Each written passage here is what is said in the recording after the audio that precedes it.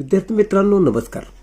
FYBSc computer science mathematics semester first matrix algebra lecture number 3 मध्ये आपले स्वागत.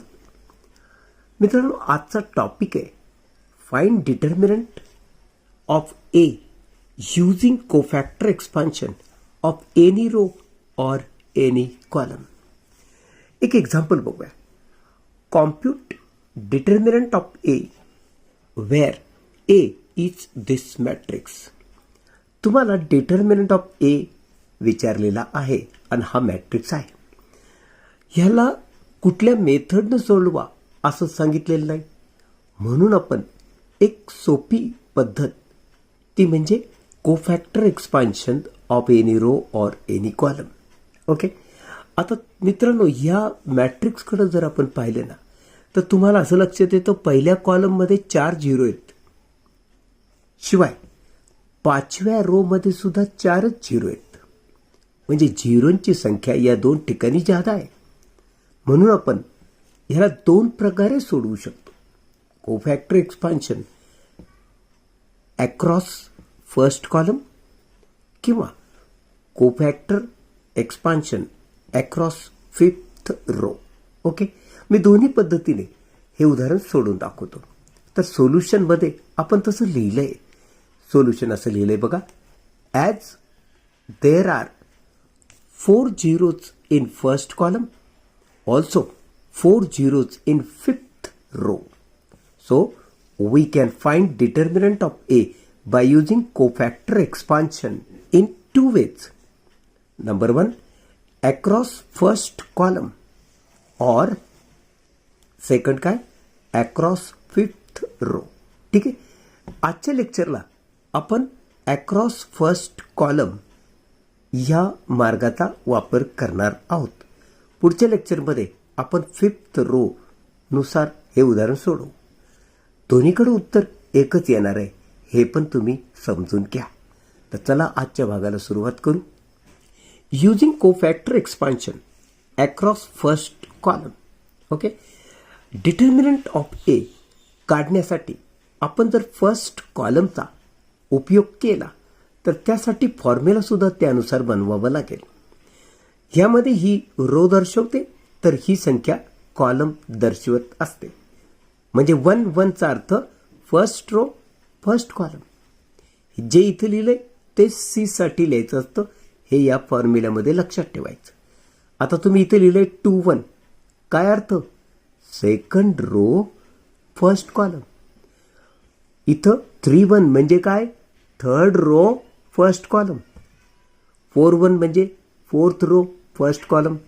आणि 5 1 म्हणजे अर्थात 5th रो फर्स्ट कॉलम. मग तुमच्या एक लक्षात आलं की प्रत्येक वेळेस मी कॉलम मात्र फर्स्ट ठेवलाय, रो मात्र बदलत गेली. ही सेकंड संख्या कॉलम दाखवत असते. प्रत्येक वेळेस 1 1 1 लिहिलंय याचा अर्थ कॉलम फर्स्ट फिक्स आहे, कारण आपण फर्स्ट कॉलमचा एक्सपान्शन मध्ये वापर करतोय. ओके. रो मात्र बदलत गेली. First row, second row, third row, 4th row आणि 5th रो. 5 रो आहेत म्हणून आपण 5 रो 5 कॉलमचा असा उपयोग करत असतो. ओके. आता ए म्हणजे काय? Element of matrix A. Okay. Small a म्हणजे मॅट्रिक्स ए चा एलिमेंट कोणता? फर्स्ट रो फर्स्ट कॉलमचा. तर अशा रीतीनं आपण दिलेलं जर उदाहरण पाहिलं ना, म्हणजे दिलेलं मॅट्रिक्स जर पाहिलं ना, तर आम्हाला ते एलिमेंट या इथे लिहायचे आहेत जे फॉर्म्युल्यात लागतात ना. A11 3 आहे, A21 0 आहे, A31 0, A41 0 आणि A51 0. हे सगळे एलिमेंट तुम्ही एकदा बघून घ्या त्या मॅट्रिक्समध्ये. हे बघा मित्रांनो, आम्हाला दिलेलं मॅट्रिक्स ए हा फर्स्ट रो फर्स्ट कॉलमचा एलिमेंट 3, सेकंड रो फर्स्ट कॉलमचा एलिमेंट 0, थर्ड रो फर्स्ट कॉलमचा एलिमेंट 0, 4th रो फर्स्ट कॉलमचा एलिमेंट 0 आणि 5th रो फर्स्ट कॉलमचा एलिमेंट 0. म्हणून हेच एलिमेंट मी हे या इथे लिहिलं बघा. ओके. डिटर्मिनंट ऑफ ए चा जो आपण वर फॉर्म्युला लिहिला त्यात जर किमती भरल्या ना, ही A11 ची किंमत 3, C11 ॲज इट इज. बाकी सगळ्या किमती A21 0 आहे, A31 0 आहे, A41 0 आणि A51 0 आहे. म्हणून त्यांचा प्रॉडक्ट सुद्धा 0 आला आणि मग यांचा काहीच उपयोग नाही. म्हणून थोडक्यात डिटर्मिनंट ऑफ ए काय होणार? 3C11. ओके. आता केवळ या गोष्टीवरून आम्हाला डिटर्मिनंट ऑफ ए मिळू शकतो. तर 0 मुळे बाकीच्या स्टेप्स खूप इझी झाल्या आणि डिटर्मिनंट केवळ आणि केवळ या फॉर्म्युल्याने आम्हाला मिळणार आहे. दुसरी गोष्ट, हा C11 चा अर्थ हा कोफॅक्टरचा मॅट्रिक्स असतो. म्हणजे ही व्हॅल्यू कोफॅक्टरनं मिळते. म्हणून C11 कसा काढायचा, हा कसा काढायचा, तर त्यासाठी हा फॉर्म्युला आहे. -1चा 1+1, हा 1+1 कुठून आला? या इथून आला. 1+1 रो आणि कॉलमची ॲडिशन. 1+1 म्हणजे 2 आणि -1चा जर घात समसंख्या असेल तर तो मायनस प्लस होत असतो. म्हणून -1चा स्क्वेअर मी +1 लिहिला. हे लक्षात ठेवा, कारण स्क्वेअर ही संख्या समसंख्या आहे. मायनसचा समघात हा पॉझिटिव्हच असतो. मग हे M11 M11 M11 तसं ठेवत गेलो आणि अशा रीतीनं C11 काय मिळाला? 1 × M11 म्हणजेच M11. थोडक्यात C11 ची किंमत म्हणजे M11. या फॉर्म्युल्यात या इथं आता तुम्ही M11 लिहिणार आहात, कारण C11 म्हणजेच M11. हा M11 म्हणजे काय? M for minor matrix. बरं का. आता M11 शोधून काढू आपण, म्हणजे तो C11 असेल. म्हणजे फॉर्म्युल्यात सबस्टिट्यूट करता येईल. तर तो मॅट्रिक्स कसा असतो, M11 लिहितात कसा ते बघून घ्या. हा आहे M11 मॅट्रिक्स. कसा लिहिला आता ते बघून घेऊया. हा मूळ मॅट्रिक्स ए. यातनं आम्हाला फर्स्ट रो आणि फर्स्ट कॉलम ड्रॉप केल्यावर जो मॅट्रिक्स मिळतो तो हा.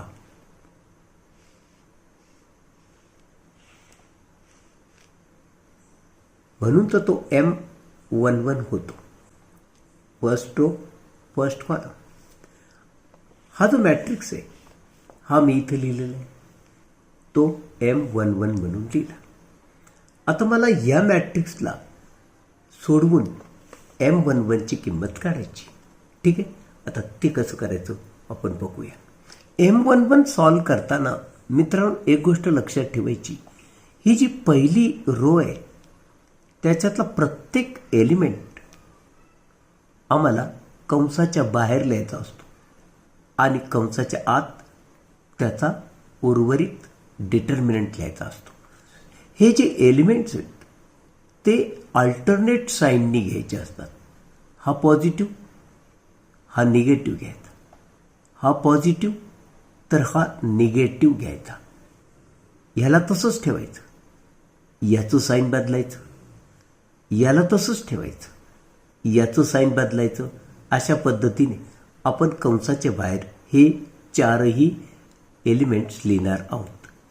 मग आता समजा तुम्ही 2 कंसाच्या बाहेर लिहिला, तर कंसाच्या आत जो डिटर्मिनंट तुम्ही लिहिणार तो ही रो आणि हा कॉलम सोडून जा.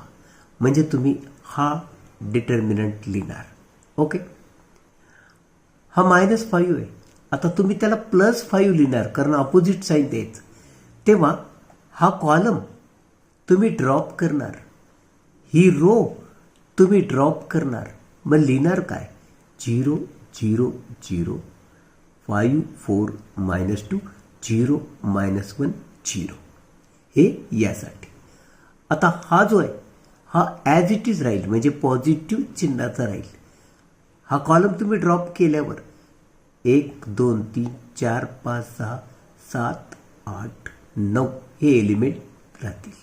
आणि फायनली ह्याला ऑपोजिट साईन करायचं, म्हणजे मायनस करायचं, आणि हे ड्रॉप केलं तर हा जो डिटर्मिनंट उरला तो कंसाच्या आत येणार. अशा रीतीनं आपण मायनर शोधून काढणार. तर चला आपण कसा लिहायचा मायनर ते बघूया. हा M11 पहिल्यांदा बाहेर 2 लिहिला आणि आत हा डिटर्मिनंट लिहिला. त्यानंतर मग -5 होता, त्याचं साईन बदललं, +5 लिहिला आणि आत हा डिटर्मिनंट लिहिला. मग 7 ॲज इट इज ठेवला, आत हा डिटर्मिनंट लिहिला. फायनली लास्टला 3 होता, तो अपोजिट साईनचा लिहिला, म्हणजे -3 आणि आत हा डिटर्मिनंट लिहिला. अशा रीतीनं आपण या सगळ्याला जेव्हा सोडवतो तेव्हा आपल्याला M11 मिळतो. आता याला कसं सोडवणार ते बघा. पहिल्यांदा हा 2 जो आहे ना तसंच तसं ठेवलं मी. ओके. आता या डिटर्मिनंटला कसं सोडवलं. हा 1 बाहेर लिहायचा, चौपट्टीच्या कंसात हा 1 बाहेर लिहायचा. हा 1 लिहिला की हा गुणाकार घ्यायचा, 0 मध्ये मायनस साईन द्यायचं आणि हा गुणाकार घ्यायचा. हा 4 0 0 मध्ये मायनस साईन दिला. मग आता -1 -2 दॅट इज +2. बाहेर मायनस साईन असतो म्हणून -2. आता हा 5 मायनस लिहायचा, कारण अपोजिट साईन द्यायचा याला. मग हा गुणाकार घ्यायचा, 2 × 0 0 -1 × 0 0 मध्ये मायनस साईन द्यायचा. फायनली हा 0 कंसाच्या आत. पुढं काही लिहायची गरजच नाही, कारण बाहेरच 0 असेल तर 0ने कशालाही मल्टिप्लाय केलं तर गुणाकार 0च येणार. त्यानंतर आम्हाला या मॅट्रिक्सला सोडवायचं. हा 5 ॲज इट इज लिहिला. त्यानंतर हा 0 कंसाच्या आत. पुढं काही लिहायची गरजच नाही, कारण 0ने कशालाही मल्टिप्लाय केलं.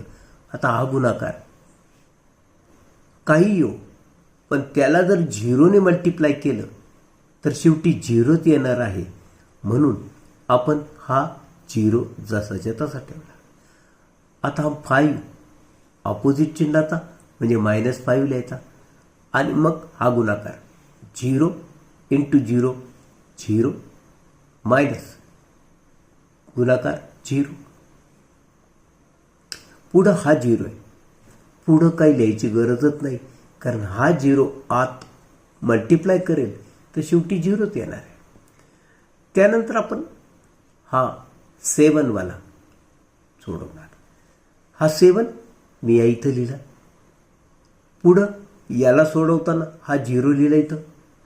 पुढं काही लिहायची गरजच नाही, कारण पुढं हा गुणाकार घ्यायचा असतो, पण याला 0ने मल्टिप्लाय केलं तर शेवटी 0च येतो, म्हणून काही केलं नाही. मग हा 1 जो आहे ऑपोजिट साईन लिहून लिहायचा, -1 आणि मग हा गुणाकार 0 × 0 0 मायनस -1 × 0 परत 0. पुढं आहे हा 0. आता हा 0 इथं लिहिल्यानंतर आत काहीच गरज नाही. अशा रीतीनं आपण आता लास्ट याला सोडवणार आहोत. हा -3 बाहेर लिहिला. पुढं हा 0 या इथं लिहिला. पुढं काही लिहायची गरज नाही, कारण 0ने कशालाही मल्टिप्लाय केलं तर 0 येतो. त्यानंतर हा +1 इथं तो ऑपोजिट साईन देऊन द्यायचा, -1.